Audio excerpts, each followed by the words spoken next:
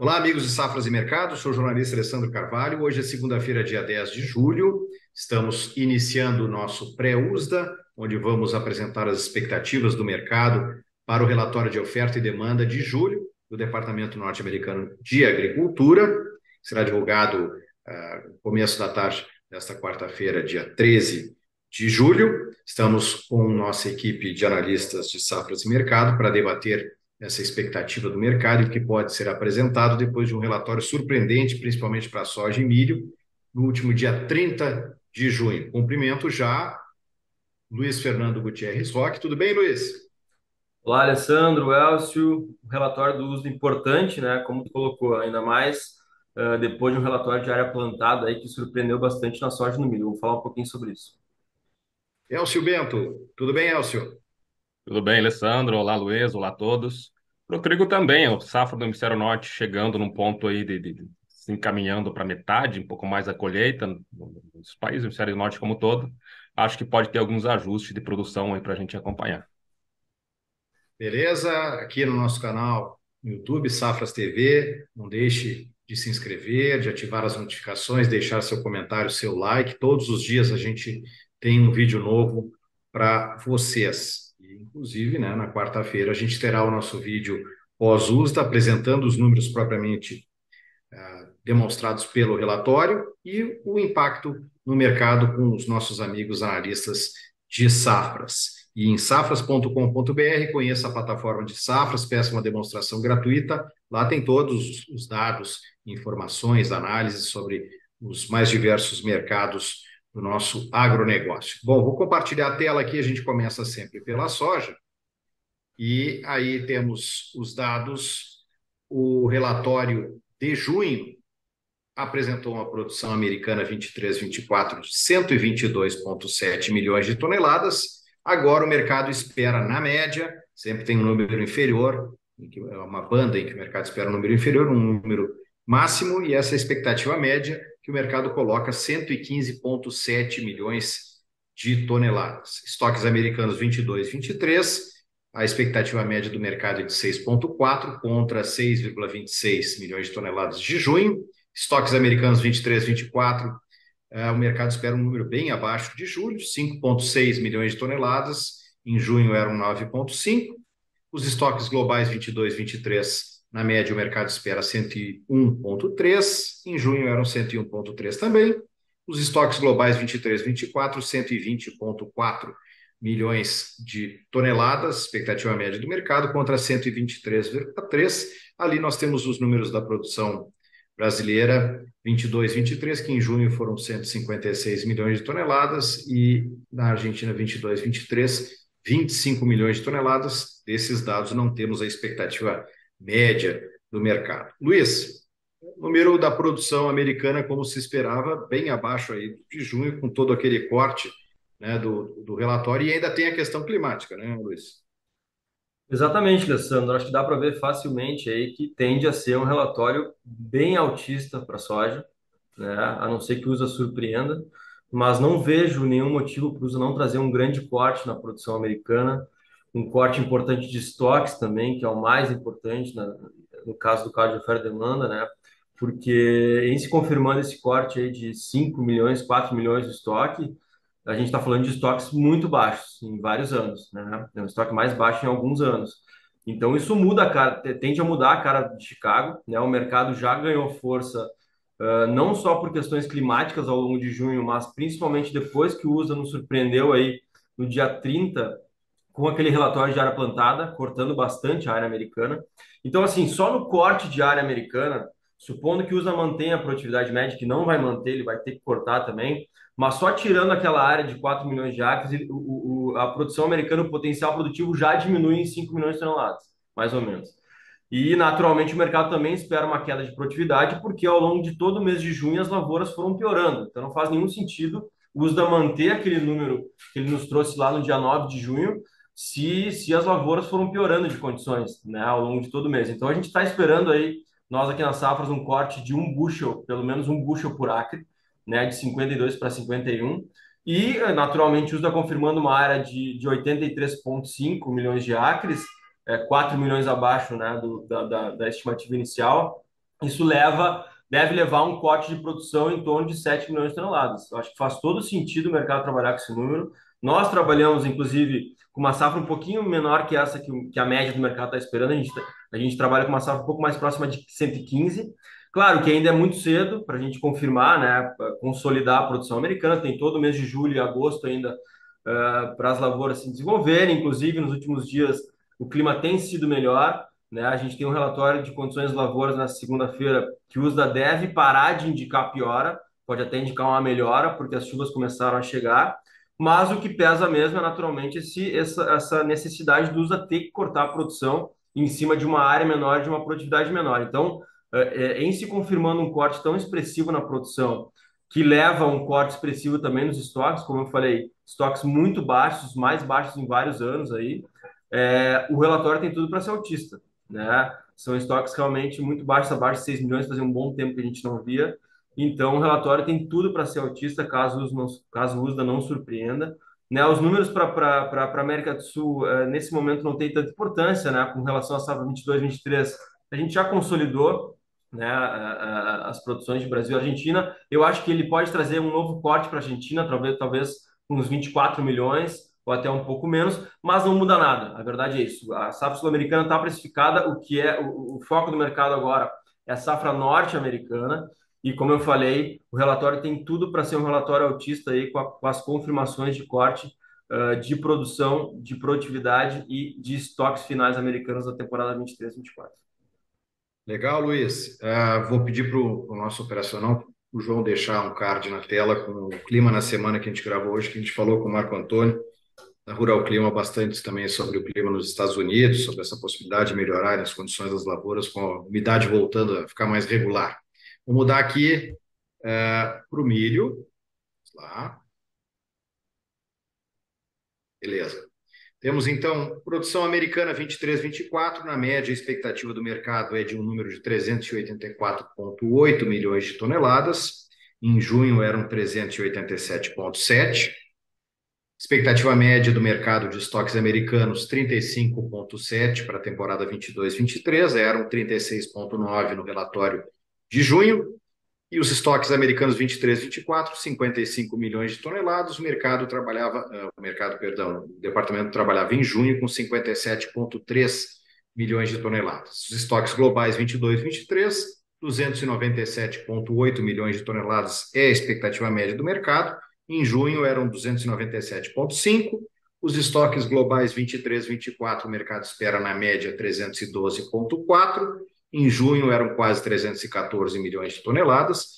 E como referência ali, a gente tem no último relatório que o departamento trabalhava com uma produção brasileira 22-23 de 132 milhões de toneladas e com uma safra da Argentina 22-23 de 35 milhões de toneladas. Luiz, no final do mês passado, agora naquele relatório de área, foi aumentada a área para o milho, mas a produção vem menor, justamente, né? Eu acho que por causa do clima também que pegou o milho. Diferente da soja, há um tempo a gente vem falando com quadros bem parecidos de soja e milho, né? Agora a gente deve ter um quadro um pouco diferente para o milho, porque diferente da soja, a gente tem dúvidas com relação ao milho, porque, como tu colocou, o USDA trouxe um aumento de área lá no dia 30 de junho, o que naturalmente aumenta o potencial produtivo, mas ao mesmo tempo a gente está esperando uma redução na produtividade. Também não tem porque o USDA não cortar a produtividade agora, se o clima que foi ruim para a soja também foi ruim para o milho. A dúvida é se essa queda de produtividade vai ser suficiente para a gente trazer uma produção abaixo de junho, né? Porque lembrando que a gente tem uma área aí, pelo menos 2 milhões de acres acima do que a gente estava esperando inicialmente. Então, eu acho que no caso do milho a gente pode ter alguma surpresa, mas de uma forma geral aí, o mercado está esperando que o corte de produtividade realmente supere o aumento de área e traga uma produção um pouco menor para os Estados Unidos. Não é muito menor, né? Lembrando que, né, esses números absolutos americanos de produção são muito maiores que os da soja, né? A gente está falando de uma produção de quase 400 milhões de toneladas, então não é um corte de 13 milhões de toneladas que muda muita coisa no caso do milho, né? Mas pode ter surpresa caso o USDA não corte tanto assim, ou até mesmo mantenha, ou até mesmo aumente a safra. Então, no caso do milho, a gente tem dúvidas, tá? Pode ser um relatório surpreendente, diferente da soja, que dificilmente vai ser surpreendente. Então a gente tem que ficar bastante atento. Em se confirmando essa tendência de uma produção menor, claro que estoque menor, produção menor, a gente tem um relatório altista, mas não deve ser muito altista, não, porque, como eu falei, não muda muito a cara da safra americana, né? E a safra americana tem um potencial agora maior por conta dessa elevação diária, mas vamos ficar atento aí que a gente pode ter algumas surpresas, mas em se confirmando esses números, a gente pode ter um pequeno suporte no milho, né? Embora eu entenda ainda que a tendência para o milho é para baixo, né? Porque a gente ainda está falando de uma safra muito grande, né? Mesmo que a gente tenha essa possível redução. E lembrando também que, como na soja, como eu comentei, a gente tem uma melhora climática aí nos últimos dias, as lavouras podem começar a melhorar, e se o mês de julho for positivo, nada impede de uso lá no relatório de agosto aumentar a produtividade de novo, que aumentaria de novo a produção americana aí, porque, como eu falei, no milho o potencial produtivo é maior por conta da área maior. Então, vamos ficar atento que no caso do milho a gente pode ter alguma surpresa aí com relação à produção em estoques. E com relação, só para complementar, com relação à produção de Brasil e Argentina, da mesma forma que na soja, a gente não deve ter nenhuma grande surpresa, porque essas produções aí estão praticamente consolidadas. A gente ainda tem alguma dúvida com relação à safrinha brasileira de milho, que está começando a colheita aí. A gente pode ter alguma alteração no número, mas nesse momento a gente não vê nenhuma necessidade do USA trazer alguma alteração nessa produção esperada para o Brasil. Beleza? Mudando para o trigo aqui, falar com o Elcio Bento aqui, ó. Relatório de julho, o mercado espera na média que a safra americana 23-24 total seja colocada em 45,64 milhões de toneladas. Em junho eram 45,3. Os estoques americanos 22-23, o mercado espera na média um número de 15,87 milhões de toneladas, em junho eram 16,5, arredondando, e os estoques americanos 23-24, o mercado espera na média 15,46, em junho eram 15,3 milhões de toneladas. Estoques globais de trigo 22-23, o mercado espera na média 266,2 milhões de toneladas, em junho eram 266,7. E os globais 23-24, o mercado trabalha com uma média 270,8 milhões de toneladas, em junho eram 270,7 milhões. Elcio, contigo. Então, a safra de inverno já quase consolidada, né? Os Estados Unidos já colhendo, os países também no hemisfério norte, de um modo geral, é bem avançado. E a manutenção, a área, uma produção, na verdade, um pouquinho maior pelo mercado, me causa um pouco de estranheza, até pelo que a gente tem visto em termos de condições de lavouras no inverno, principalmente. São condições que não são tão ruins quanto a do ano passado, mas são condições bastante complicadas. O Texas e Kansas, aí, terceiro e primeiro maior produtor, vão ter um grande volume de abandono de área, segundo dados do USDA. É o maior abandono de área, ou seja, produtores que vão deixar de colher para receber o seguro, são os maiores desde 1917. São números muito ruins, em função de seca e também de frio em alguns momentos que são prejudiciais às lavouras. Então, tem as condições de inverno mais complicadas.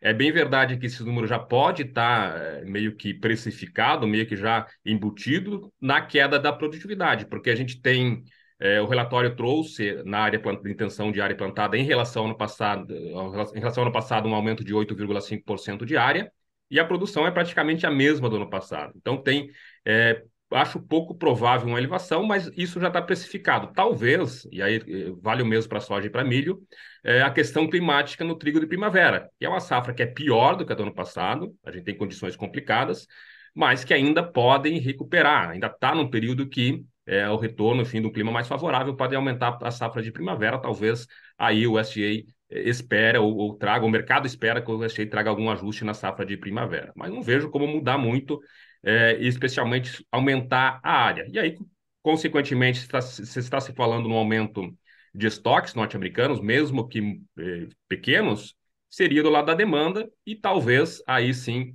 talvez com um menor consumo de trigo para ração em função dos preços do milho que estão para baixo.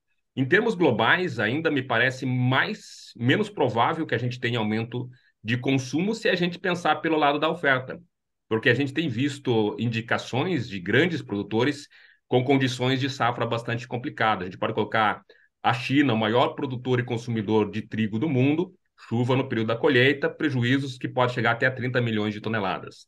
A Índia, que é o segundo maior produtor e consumidor, o USDA trabalha com um número de 114 milhões de toneladas, mas o mercado já está trabalhando com 101 milhões de toneladas. Só para citar alguns exemplos, o Canadá também com condições de trigo de primavera bastante complicadas. A Austrália, que já tem uma indicação de redução de produção pelos Estados Unidos, mas os números da ABARE, que é o Departamento de Agricultura da Austrália, também trazem números mais baixos. E para fechar, a gente pode pensar na Argentina também, que o USDA trabalha com 19,5 e Safras Argentina já trabalha com 16,9. Então, tem possibilidades de corte de áreas em algumas regiões importantes de produção. Tanto é, o USDA trabalha com 800 milhões de toneladas, mas a AMIS, né, que é o órgão do G20, Sistema de Informação de Mercado Agrícola, já reduziu o seu número de 801 milhões para 783. Então, eu acho que a gente pode ter surpresas em termos de produção em regiões importantes. Não sei se vão vir nesse número agora do USDA, mas não vejo, por esse mesmo ponto, algum motivo ou motivos para se elevar estoques globais olhando-se pelo lado da oferta. Só se tiver alguma alteração estimada do lado da demanda, esse é o sentimento que eu tenho para esse relatório. Obrigado, Elcio. Vamos fazer uma rodadinha rápida aqui, falando um pouquinho de Bolsa de Chicago. Temos aqui o mercado indo para a última hora de operação, com o contrato novembro operando a 13,49, alta de 2,4%, soja em grão. E o milho, temos o contrato dezembro operando a 4,99 e um quarto, alta de quase 1%. O que dá para falar desses dois mercados, Luiz? Então, Alessandro, como eu falei, no caso da soja faz todo sentido, né? Mercado voltando a subir aí em cima dessa possibilidade de um corte relevante na produção, corte relevante nos estoques. Até estava confirmando aqui, se usa confirmar esse estoque aí abaixo de 6, a gente está falando do menor estoque, ou estoques finais, aí, estoques de passagem, em 8, 9 anos. Então, é um dado muito importante, porque muda a cara de Chicago. A Chicago que apontava para baixo antes, agora parece que começa a apontar para cima, e se confirmando uma produção menor nos Estados Unidos. Então faz sentido o Chicago subir antes do USDA, né? Tem tudo para ser um relatório bem altista. E no caso do milho, essa dúvida, né? Ele tá subindo hoje porque a tendência é de uma corte de produção, mas tendo alguma surpresa no USDA, né, com relação ao tamanho desse corte, daqui a pouco cortando menos, o mercado pode voltar a cair, né? Porque, como eu falei, mesmo cortando produção, não é um corte tão relevante, né? Em termos absolutos no tamanho da produção americana, nos estoques americanos. Então, a tendência para o milho ainda é mais negativa do que de alguma virada para o lado positivo aí, porque a produção americana, por mais que esteja com alguns problemas, ainda pode ser muito grande, né? Também por esse aumento de área. E, como eu falei, o clima tem melhorado, né? Então, se o mês de julho for positivo, aí a gente pode ter ajustes positivos lá na frente, né? A partir do relatório de agosto, com relação à produção. Então, fica aí a atenção redobrada para o quadro do milho, né? E no caso da soja, a gente deve ter realmente um relatório altista aí, salvo alguma surpresa do uso. Vamos ver aqui o trigo com Elcio, que para setembro opera 6,47 e um quarto, com uma queda pequena de 0,3%, Elcio.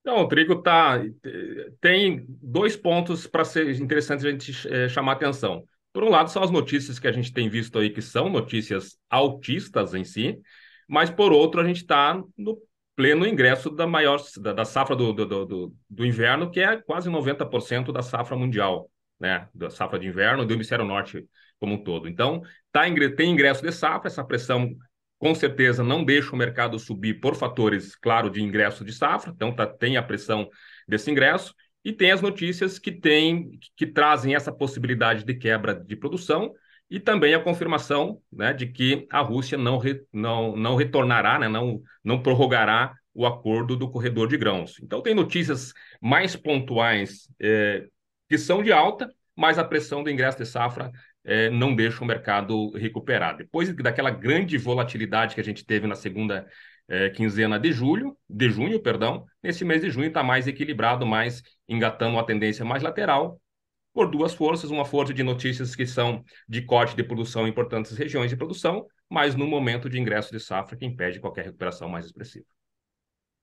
Excelente, Elcio. Muito obrigado. A gente reúne os amigos novamente na quarta-feira para falar dos números que serão divulgados no comecinho da tarde da quarta-feira. A gente faz o nosso pós-USDA, falando dos números apresentados e o que isso implica no mercado. Terá surpresa ou não? Vamos ver quarta-feira o próximo capítulo. Muito obrigado, Luiz. Muito obrigado, Elcio. Fiquem ligados em safras.com.br. Conheça a plataforma de Safras. E aqui no nosso canal no YouTube, inscreva-se, ative as notificações. Todos os dias a gente tem um vídeo novo para vocês. Obrigado, Elcio. Obrigado, Luiz. Um abraço. Abraço. Abraço.